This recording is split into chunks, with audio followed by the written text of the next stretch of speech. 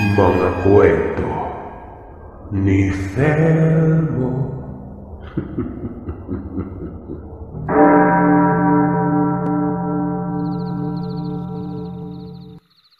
Tawagin niyo na lamang ako sa pangalang Damian. Tubong Kabanatuan. Nangyari ito dekada 80 mahigit. Nang mga panahong ito ay nasa edad 19 pa lamang ako. Nasa yugto pa ako ng buhay ko na puro kapilyuhan pa lamang ang laman ng isipan palagi. Nakatira kami noon sa isang baryong nasa liblib na bahagi ng aming lugar. Gaya ng iba ay kakonti pa lamang ang mga taong naninirahan noon sa baryo. At halos lahat ay magkakakilala at magkakamag-anak. Ganun naman talaga noong mga kapanahunan sa probinsya, Sir Seth. Halos lahat ay magkakakilala at magkakamag-anak. Maging ang mga taong dumadaan sa baryo ay talagang kinikilatis ng mga nakakatanda sa lugar namin. Nang sa ganun ay walang masamang tao makakapasok sa lugar.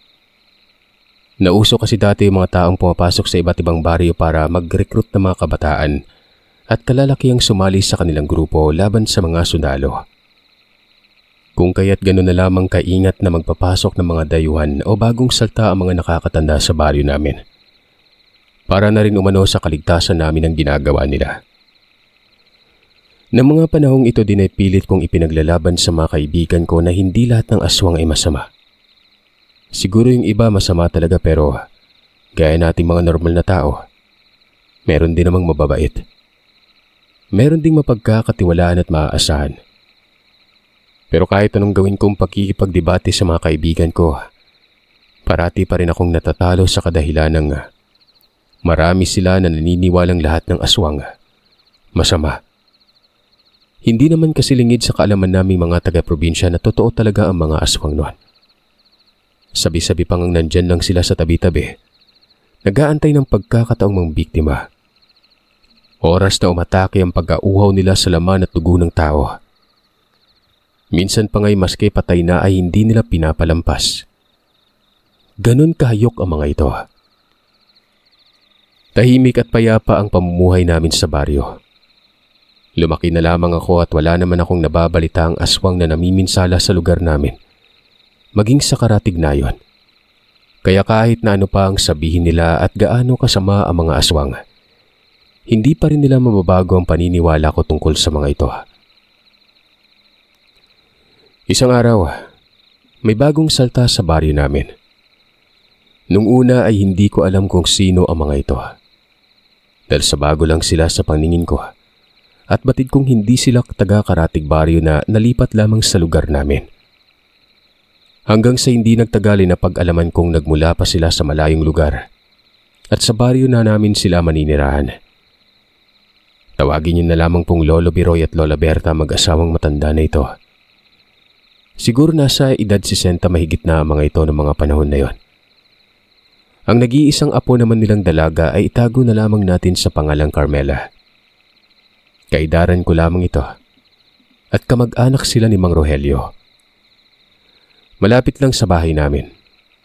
Napiling pumwestong magtayo ng bahay ang bagong saltang ito. Kaya naman kahit mamintana lamang ako sa bahay namin ay abot tanaw ko na kaagad ang bahay nila. At higit sa lahat ay palagi ko na makikita ang magandang dalagang ito.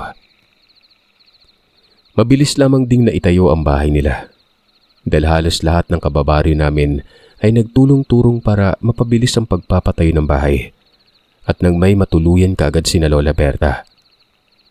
Tutulong din sana ako noon kaya lang mas kailangan kong rumakit ng pera dahil hindi din naman madali ang buhay sa probinsya. Kasama ko nga sa mga nirarakit kong trabaho ang matalik kong kaibigan na si Manding. Nakakarating kami kung saan-saan para lang makapaghanap ng trabaho at kumita. Pero yung kadalasan naming trabaho, ang panggagapas ng palay. Pre, kilala mo na ba yung magandang babaeng bagong kapitbahay natin? Tanong ni Manding. Saglit na tiningnan ako bago ipinagpatuloy ang panggapas ng palay nun. Si Carmela ba? Oo, kilala ko na yon. Bakit mo natanong? Ganda niya, no? Parang taga-ibang bansa. Kutis artista. Siguro maraming magkaka-interes na mga kabinataan sa dalagang yon. Sira. Kabago-bago pa lamang nila sa baryo natin, ganyan agad ang iniisip mo. Ano, tingin mo sa mga kababaryo natin? May mga pagkamanyak? Hindi. Sinasabi ko lang naman yung totoo tsaka malay mo. Teka lang sandali. Huwag mong sabihin sa akin hindi ka nagkaka-interes sa dalagang yun. May gusto ka sa kanya, no? Tumigil ka nga. Baka marinig ka pa ng iba dyan. Nakakahiya. Ano na lang iisipin nila? Awat ko kay Manding at ipinagpatuloy ng ginagawang trabaho. Pero aminin kong may punto ang kaibigan ko. Nakakaakit naman talagang titigan ng dalaga. Napakaganda niya kasi at alam kong marami ang mga kabinataang magkaka-interes na ligawan siya. Pero ang ipinagtataka ko, magmula noong maitayo na ang bahay nila ay bihira ko lamang itong makitang lumabas. Palagi ding tahimik ang bahay nila na parang laging walang tao. Kahit na alam ko namang naroroon lamang sila sa loob ng bahay noon. Isang hapon, nakatambay ako sa labas ng bahay nang makita ko si Carmela. Kausap niya ang kanyang abuela na si Lola Berta. At sa nakikita ko ay parang seryoso ang pinag-uusapan nila. Hindi ko maiwasang pagmasdan ng napakagandang dalaga. Napakapino nitong gumalaw at parang hindi makabasag ng pinggan. Lutang na lutang ang kaputian niya sa mahabang kasuotang kulay lila. Habang tumatagal ang pagtitig ko sa kanya, mas lalo siyang gumaganda sa paningin ko. Tuloy, hindi ko maiwasang mangarap ng gising kasama ang dalaga noon. Hoy, Damian! Tol! Sinong tinitingin-tingin mo dyan? Kamuntikan na akong matumbas sa gulat nang biglang sumulpot at magsalita si Manding. Kasunod na yung paghampas niya ng sombrero sa balikat ko. Sabay tingin sa gawi kung saan naroroon na maglola. Ikaw ha, sinasabi ko na nga ba kunwari ka pang walang gusto sa apo ni Lola Berta. Ayaw pa ka nung umamin halata naman. Pinandilatan ko ito ng mata. Sinabihan kong huwag maingay at baka marinig siya ng maglola. Hindi naman sila yung tinitingnan ko kanina pa kaya kita nakitang nakatitig sa apo niya. Sa susunod bago ka magsinungaling, siguraduhin mo munang hindi ka mahuhuli Unless kay Lola Berta ka may pagtingin. Magmula nang dumating ang pamilya ng dalaga sa baryo, aaminin kong tinamaan talaga ako nung unang makita ko pa lang ang dalaga nun. Artistahin at kahit sino naman siguro ay mabibighani talaga sa kanya. Pero pilit kong binabaliwala yun dahil ayaw kong mabigo na naman sa ikalawang pagkakataon na kung sakali man. Mahigit 2 buwan pa lamang kasi magmula noong maghiwalay kami ng kasintahan ko. Napagbuntisan ito ng ibang lalaki. At iyon ang pinakamasakit na nangyari na hindi ko matanggap. Kaya sapat na sa akin ang titigan si Carmela mula sa hindi kalayuan. Sa hindi sinasadya, nung tumingin ako sa dalaga, ay huli na nang mapansin kong nakatingin din pala ito sa gawin namin. Sa di inaasahan ay nagtama ang paningin naming dalawa. Nataranta ako't lumakas ang kabog ng dibdib ko nun. Hindi ko alam kung ngingitian ko ba siya o hindi. Napansin kong sumimangot ito at agarang nag-iwas ng tingin. Tuloy nakaramdam ako ng hiya nun. Hoy Damian, anong nangyari sa'yo at nangangamati sa atay mukha mo? Sabi ni Manding. Saka lamang ako nabalik sa ulirat nang marinig ko ang boses ni Manding nun. Napapakamot na lamang ako sa ulo. Sinabing wala yon. Huwag niya nalang pansinin kung anong meron sa mukha ko. Sus, nginitian ka lang ni Carmela, nangangamatis ka kaagad yung pisngi mo Iba talaga kapag tisoy. Kahit kailan ka talaga. Ani ko pa. At iniba ng usapan para matigil na siya sa pang-aasar. Ano bang kailangan mo at napadpad ka dito? Tul, mamayang gabi, may sayawan sa kabilang baryo. Baka gusto mo, samahan mo muna akong pumunta dun. Nagtatakang tiningnan ko si Manding at tinanong kung anong araw ba ngayon. At bakit may sayawan? Limot mo na ba? Piyesta na bukas. Bispiras ngayon sa baryo yun kung kaya't may sayawan mamayang gabi. Ano? Punta tayo? Makailang beses pa akong pinilit ni Manding para lang mapapayag na sumama. Ewan ko ba, Magmula na maging kapitbahay ko si Carmela ay nawalan na ako ng gana pang maglakwatsa. Nagawain ko naman dati kasama ang mga kaibigan ko. Parang gusto ko na lang manatili sa bahay at abangan kung kailan lalabas ng bahay ang dalaga O kaya'y mamintana. Pakiramdam ko ay hindi buwang araw ko kapag hindi ko siya nakikita noon. Pero dahil sa kakulitan ni Manding napapayag ako. Tuwang-tuwa naman siyang nagwikang dadaanan niya lang ako mamaya sa bahay kapag aalis na. Tinanguan ko siya at sinabihang puntahan niya ng iba pa naming kaibigan at ayain na rin. Para marami-rami kaming pupunta. Sige, alis na ako. Basta mamaya Napailing na lamang ako habang sinundan siya ng tingin. Pumasok na ako sa bahay nang mawala na sa paningin ko si Manding. Sa kinahapunan nga noon ay agaran na akong nagpaalam sa aking ina. Sinabi ko sa kanyang may pupuntahan kami ng mga kaibigan ko. Siyempre nagtanong. Sinabi ko naman sa kanyang dyan sa Karatig Baryo. Makikipiesta lamang pero uuwi din naman kami kaagad. Nung unay akala ko hindi ako papayagan ni nanay. Sa kadahilan ng may bali-balitang kumakalat sa baryo namin tungkol sa mga nangyayaring kababalaghan sa Karatig na yon. Ayon kasi sa mga usap-usapan, may mga nagkanda matayan o manong hayop at iba pang mga alaga nila doon. Wakwak ang tiyan ng mga ito at nawawala ang mga lamang loob na siyang ikinapagtataka ng mga taong narinirahan doon. Kaya naman kung ano-anong usapin na ang namumuo sa baryo, lalo na at wala namang nakakapagpatunay at nakakita sa nilalang na pumapatay sa mga alaga nila. Ayon pa nga sa iba, baka ligaw na hayop lamang daw umano ang namiminsala sa mga alagang hayop nila. Pero mas marami ang naniniwalang aswang ang may gawa nun. Dahil sa estilo pa lamang umano ng pagpatay sa mga hayop ay natitiyak na nilang hindi malabong aswang ang salarin. May mga nagsasabing ang may mga naririnig na daw silang huni ng wakwak tuwing hating gabi na sinabayan pa ng pag-alulong ng mga alagang aso. Tapos kinabukasan ayon, isa na naman sa mga alaga nilang hayop ang namatay. Siya, basta mag-iingat ka at huwag kung kani-kaninong sumasama at huwag ka rin magkakakain na. Lalo na kung hindi mo naman kilala yung bahay na pupuntahan ninyo. Napapakamot na lamang akong nagwika sa aking inang malaki na ako at alam ko ng mga bagay na sinasabi niya. Nandidilat ang mga matang nagwika si nanay na hindi porket nasa hustong edad na ako hindi na niya ako pwedeng paalalahanan pa. Tandaan ko umano, hanggat nasa poder niya pa ako at hindi pa nag-aasawa, siya umano ang masusunod. Batid ko naman na raw ang usap-usapan patungkol sa aswang sa Karatig Baryo. Kaya dapat lang na pag-iingatin niya ako noon. Hahaba pa sana ang litanyang sasabihin ni nanay. Pero agaran ko na yung pinutol at sinabihan nitong magbibihis na ako at wag na siyang magtatatalak pa.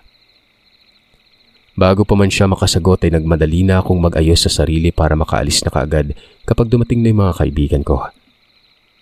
Kilala ko kasi si nanay. Hindi siya titigil hanggat hindi niya nakokontento sa pagdadandal. Makaraan ng ilang minuto at natapos na lamang akong magbihis at mag-ayos. Wala pa rin sila. Magdidilim na rin ang mga sandaling yon. Kung kaya't napagpasyan ko na lamang na hintayin sila sa balkonahin ng bahay. Habang naghihintay, nasipat kong lumabas ng bahay si Carmela. Tumingin-tingin pa ito sa paligid na parang may hinahanap. Pasimpleng tiningnan ko siya kung ano ang gagawin. Maya-maya pa nang matiyak niyang walang tao sa paligid, ay nagmamadali na itong naglakad papunta sa likod ng bahay nila, kung saan puro kakahuyan at kagubatan na. Napapaisip ako at naitanong sa sarili kung ano ang gagawin ng dalaga doon. Gawa ng ilang minuto na lang ay tuluyan ng lamunin ng dilim ang kapaligiran. Maya-maya hindi ko maintindihan ang sarili kung bakit kusa na lamang akong sumunod ng palihim sa kanya. Ewan ko ba kung ano ang pumasok sa isipan ko at nagawa ko ang bagay na yon. O siguro gaya nga ng sinabi ko, dala ng kuryosidad ang dahilan kung bakit ko siya sinundan. Ilang sandali pang nakalipas ay natanaw kong sumuot sa mayayabong na talahiban ng dalaga. Rinig ko ang kaluskusan sa gawin yon, at bahagya ko pa siyang natatanaw sa kinaroroonan ko. Kaya naman naiisip ko na baka magbabawas lamang ang dalaga. Pero maya-maya lang ay nakarinig na ako ng mahihinang ungol at pag-angil nun. Hagaran akong napayuko at nagtagong maigi dahil sa naririnig. Pero abot tanaw ko pa rin ang kinapwepwestuhan ng dalaga mula sa pinagkukublihan ko. Napakunot ang noo ko nang mas lalong humina ang ungol na naririnig ko na tila ba nasa tapat na lamang ito ng tenga. Hindi ko mawari kung anong klaseng ungol ba yon. Pero sa pandinig ko ay para siyang pinaghalong nasasaktan at nasasarapan. Nag-umpisa na ring magpahid ng langis sa braso ang dalaga. Dahan-dahan niya itong ginagawa na para bang nang aakit. Anak ng toko yan oh. Dito pa talaga niya naisipang magsarili. Paano nalang kung matuklaw ka ng ahas dyan? Tsaka ang kati-kati kaya ng talahibang kinaroroonan niya. Loko din tong si Carmela oh. Bulong ko at napangiti na lamang. Nakakahiyamang aminin mga kagiliw pero na mga oras na yon, nagugustuhan ko talaga ang ginagawang pag-ungol ng dalaga. Alam ko kasing sa kanya nanggagaling ang kakaibang halinghing na naririnig ko. Kaya naman sa puntong yun ay unti-unti na rin akong nakakaramdam ng kakaiba. Lalo na noong makita kong nag-umpisa ng maghubad ng kasuotan ang dalagang yon. Doon nga ay nag-umpisa na rin magising ang pagkalalaki ko. Totoo po lahat ng mga sinasabi ko. Kahit anong pilit kong pag-iwas ng tingin sa ginagawa ni Carmela, hindi ko talaga magawa. Dahil sa para bang nahihipnotismo ako ng mga oras na yon at hindi na alam kung ano ang ginagawa. Basang-basa na rin ang katawan nitong nangingintab. Pigil hiningang napatakip ako ng bibig nung sumilay sa paningin ko ang napakagandang katawan nito. Ilang saglit pa ay nilamon na ng dilim ang paligid. Tanging mga impit na pag-ungol at halinghing na lamang nito ang naririnig ko. Dahil sa nararamdaman ko noon, may nagawa akong hindi maganda. Panay ang paglunok ko ng laway. Hanggang sa maya-maya pa, ang mga masasarap na pag-ungol na naririnig ko ay bigla na lamang napalitan ng pag-angil. Hindi ko maintindihan kung saan nanggagaling yon. Doon nawala ang agarang init sa katawan ko. Kinabahan ako, nagtataka. Kasunod pa noon ay nasipat ko ang hubad na katawan ni Carmela na dahan-dahang kumulubot at may nagsipagtubuang maiitim na balahibo. Maging ang magandang mukha nito kanina, naging kulay itim na at napakapangit na nito na aakalain mong bruhang hinugot sa impyerno. Dahil sa takot at nerbiyos, mabilis pa sa 4:00 kumaripas ako ng takbo palabas ng kakahuyan. Sa bilis nga ng pagtakbo, pakiramdam ko ay hindi na lumalapat sa lupa ang mga paa ko noon. Sa kasamaang palad na naiwan ko ang isang pares ng tsinelas ko nung may nadaanan ako maputik na parte. Babalikan ko pa sana ito, pero mas nangibabaw ang takot na nararamdaman ko noon. Kung kaya't dire-diretso at walang lingon-lingon akong nagmadaling tumakbo. Paglabas ko ng kakahuyan ay grabe ang paghahabol ko ng hininga at pakiramdam ko ay panandali ang kumalas ang kaluluwa ko sa katawan. Patuloy lamang ako sa pagtakbo hanggang sa matanaw ko na ang kaibigan kong si Manding. Paglapit ko ay pagalit na tinanong ako ni Manding kung saan daw ako nagpunta. Kanina niya pa ako hinihintay sa bahay. Sabi ko naman sa'yo bago magdilim dadaanan na kita sa bahay niyo eh. Nauna na tuloy yung ibang mga kasama natin. Dahil sa kabang naramdaman na hindi na ako nakapagsalita pa. Pakiramdam ko ay panandalian akong nawala ng boses at walang kakayahang ibuka ang bibig nun. Ano? Tara na! Aya naman sa akin ni Juanito. Kunot noong pinasadahan ako nito ng tingin at tinanong kung anong nangyayari. Saan ako galing at bakit walang kapares ang suot kong tsinelas? Sumenyas lamang ako sandali at nagmadali nang maglakad pa uwi sa bahay namin. Tapos ay naghanap ng panibagong isusuot nun. Sandali ko pang pinakalma ang sarili. Uminom ng tubig sa kasumama na sa dalawa. Saan ka ba kasi galing at para nakakita ka ng multo kanina nung makasalubong ka namin? Hinihingal ka pa. Kala mo nakipaglaban sa marathon eh. Wala, dyan lang. Ibig ko sabihin may pinuntahan lang ako saglit. Sa pagdaan ng ilang minuto, nakasalubong namin ang dalawang matanda. Sila Lolo Biroy at Lola Berta. Sandali silang huminto at nagtanong kung nakita ba daw namin ang apo nila.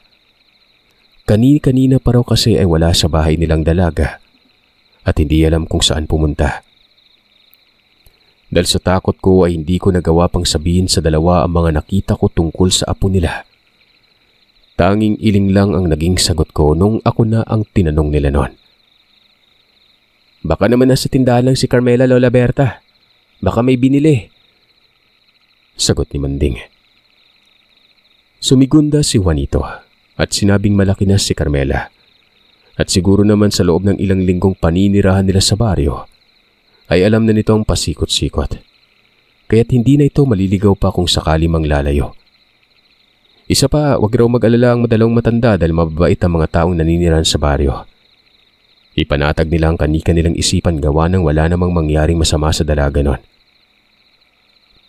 Alam niyo, Lolo Biroy, kung patuloy niyong pagigbitan si Carmela, na pating paglabas niya ng bahay ibantay sarado kayo baka maisipan nung magpasaway o kaya maglayas dahil sa pagiging mahigpit niyo. Wika ni Manding. Agaran ko namang siyang sinaway at sinabihang wag nang magmalabis sa mga sinasabi. Dapat kung ano lang ang itatanong ng mag-asawa, yun lamang ang sasagutin niya at huwag nang magsalita pa ng kung ano-ano at baka magalit ang dalawa. Naisip ko kasing baka katulad nila ang dalaga. Akala mo'y malaanghel ang pagmumuka pero may tinatago palang kademonyohan sa katawan. Saglit na tinitigan ni Lolo Biroy ang kaibigan ko bago nagsalitang, wala umanong alam ang kaibigan ko kaya magdahan-dahan ito sa pagsasalita. O kaya naman ay manahimik kung walang magandang sasabihin. Ako na yung humingi ng tawad sa ginawa niya. Dahil sa walang nakuhang sagot ang mag-asawa, nagpatuloy na ang mga ito sa paglalakad. Kami naman tumuloy na rin sa pupuntahan. Alam niyo, Tol, hindi talaga maganda yung pakiramdam ko dun sa matandang si Lola Berta. Parang malihim, no? Sabi ni Juanito nang makalayo na kami. Anong kakaiba naman yung sinasabi mo? Tanong ni Manding. Saglit na nagpalinga-linga sa Juanito at parabang sinisigurado niyang walang makakarinig maliban sa amin.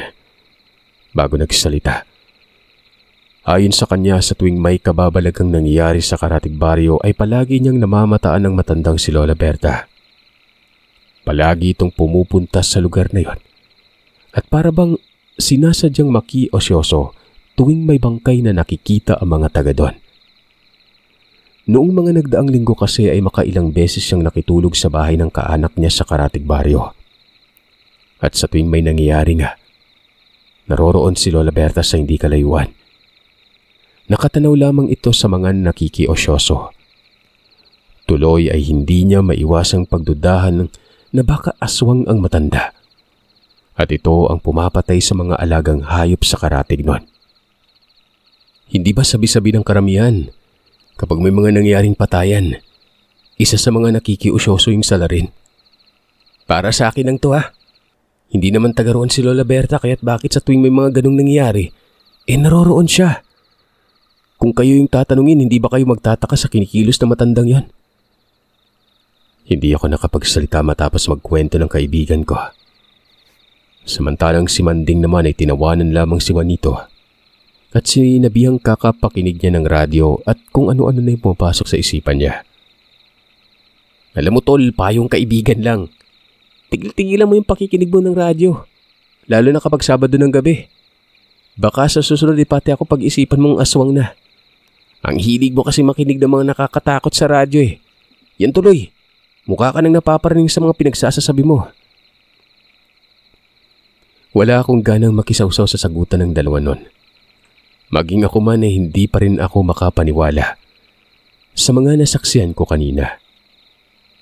Ayoko rin naman ikwento sa kanila at baka pagtawanan lang ako ni Manding.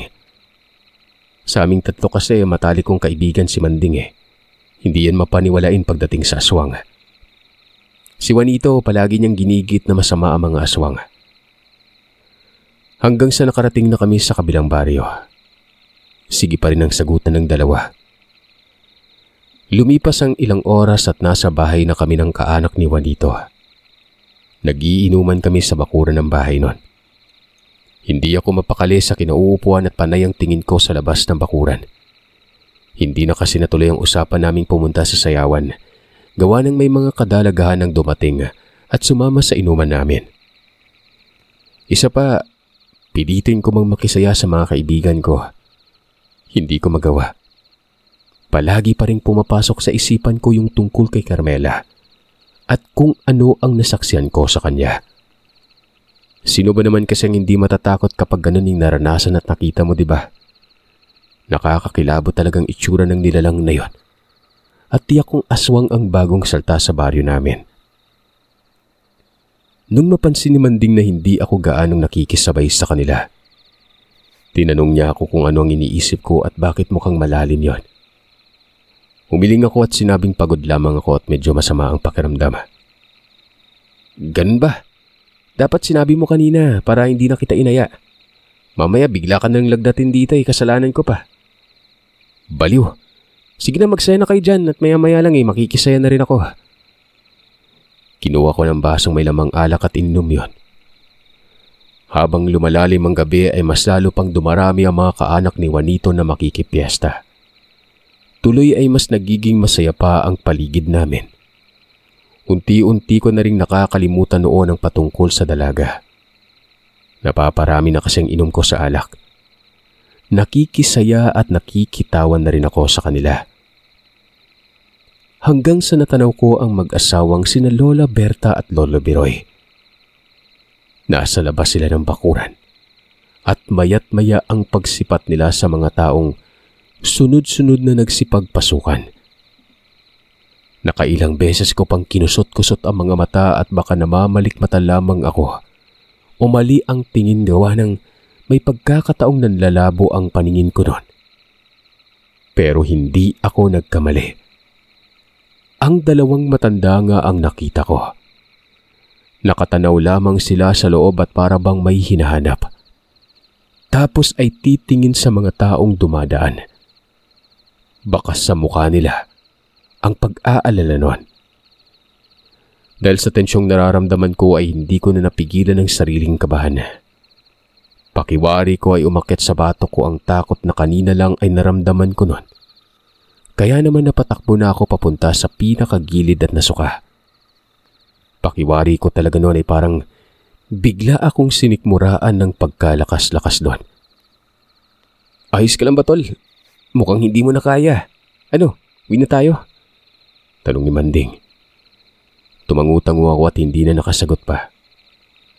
Dala na rin siguro ng alak na nainom ko kung kaya't wala na akong masabi pang iba, kundi tanging pagtango na lang.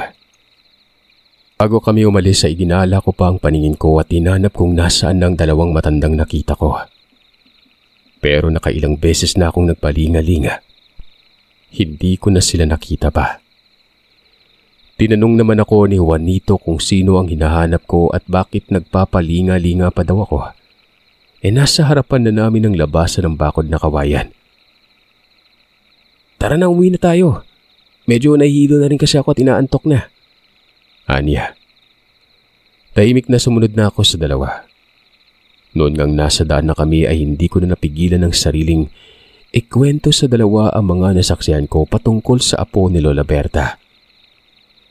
Mukhang hindi naman naniwala si Manding dahil panay lamang ang ginagawa niyang pagtawa noon. Pati ba naman ikaw? Nahawa ka na rin? Itong si Juanito sinasabi niyang aswang si Lola Berta. Tapos ikaw sinasabi mong aswang si Carmela. Anong nakain niyo at bakit puro aswang yung lumalabas sa bunganga niyo? Totoo yung sinasabi ko, tol. Nakita ko talaga si Carmela kanina. Akmang magsasalita na sana si Manding, nang halos sabay-sabay kaming natigilan. Noong matapat na kami sa liblib na daan ay may narinig kaming mahihinang pag-angil. Sabay pa kaming nagpalinga-linga at hinanap kung saan nanggagaling ang ingay na naririnig namin noon. Sa ikatlong beses ng paglingon namin ay halos lukuban na ako ng kilabot sa katawan. Nahintakutan ako nung may namataan kaming kakaiba. Teka, si Carmela ba yung babaeng yun?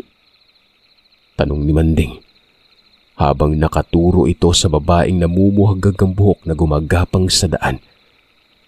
Wala itong saplot habang papalapit sa amin. Tama kayo nang narinig mga kagiliw. Hubot-hubad ang dalaga. Nanlilimahid sa langis ang katawan. Mabuti na lang talaga at mahaba ang buhok nitong gulo-gulo kung kaya't natatakpan ng maselang bahagi ng kanyang katawan nun. Sa takot ko ay kakapitan ko pa sana ang dalawang kaibigan ko. Pero gayon na lamang ang pagkagulat ko nang bigla na lamang silang nawala sa tabi ko. Nang hagilapin ko sila, nagkukumahog na silang tumakbo papalayo. Parang nagpapatintero pa ang mga mokong na yon. Panay rin ang pagsisisigaw nila ng aswang at humihingi ng tulong. Hindi ako nakagalaw. Kahit anong gawin ko ay para bang panandaliang na estatwa ko sa kinatatayuan. Grabe na rin ang sunod-sunod na pagkabog ng dibdib ko nun. At batig kong anumang sandali ay susunggaban na ako ng nilalang at lalapain. Kung kaya't napapikit na lamang ako at inihanda ang sarili ko nun. Pero makaraan lamang ang ilang segundo, may narinig akong boses na sumisigaw at inuutusan akong tumakbo. Pamilyar sa akin ang boses ng matandang lalaki. At noong idilat ko ang mga mata ay nakita ko si Lolo Biroy. Nasa likuran niya si Lola Berta. Sumisigaw siyang tumakbo na ako habang yakap-yakap niya si Carmela na binalutan ng kulay itim na tela. Napansin kong medyo nahihirapan ang matanda sa ginagawa nitong pagpigil sa nagwawalang dalaga. Nakailang beses pa akong lumunok ng laway. Hindi pa rin ako makagalaw. Nilapitan ko sila at tinulungang pigilan sa pagwawala ang dalaga nun. Ano bang ginagawa mo? Hindi ba't sinabi ko na sa'yong umalis ka na? Hindi po. Tutulungan ko kayong iuwi si Carmela sa bahay niyo. Sagot ko. Wala namang nagawa mag-asawa dahil ako na ang nagpresenta. Pagdating namin sa bahay nila at naibihisan at naitali ng dalaga. Doon ko na lamang nayanggaw palang apo na mag-asawa at nasa baryo namin sila para ipagamot si Carmela sa kakilalang albularyo ni Mang Rogelio. Habang ginagamot ang dalaga ay sinasamahan ko siya. Inaalalayan sa tuwing nahihirapan siyang kumilos doon. Sa karatig baryo naman nabalitaan kong may nakasagupang aswang ang isa sa mga nakatira doon. Nung minsang kamuntikan ng biktimahin ng anak nila. Nasugatan ng aswang ng itak na binigay pa ng albularyo at mukhang hindi na raw magtatagal ayon sa nakasagupang tao. Dumaan pa ang ilang araw ay may namatay na matandang babae doon. At ang sabi ay nasugatan lang daw mula sa pangangahoy ang taong yun bago namatay. Pero ang paniniwala ng ilan sa mga nakatira, yun ang aswang na nataga.